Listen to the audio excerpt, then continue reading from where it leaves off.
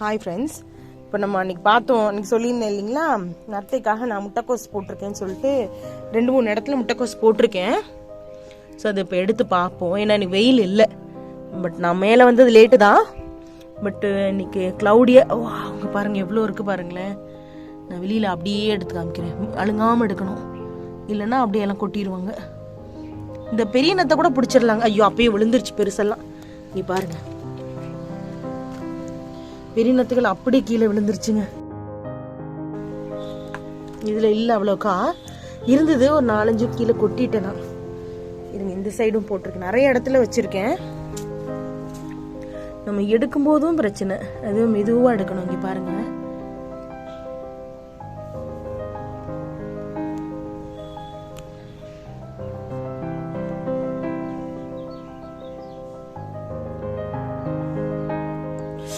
ஆனால் எடுக்கும்போது கண்டிப்பாக ஒரு 4-5 நத்தை விழதான் செய்யுது. குட்டி குட்டி நத்தை தாங்க பிடிக்கிறது ரொம்ப கஷ்டம். பெரிய நத்தை கூட கையில் மாட்டிடும்.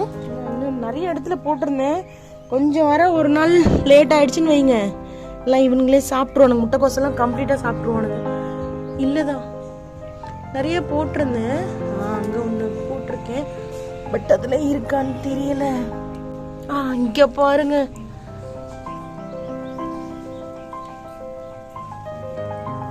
ஆனால் என்ன கேட்டால் பெரிய இதெல்லாம் பிடிச்சிடலாம். கண்ணு போடாது, ரெட் நகப்பி நிறைய இருக்கு. அத்தையா அப்போ கண்ணு போடும், நிறைய போடும், அப்போதான் குறையும் நத்தை.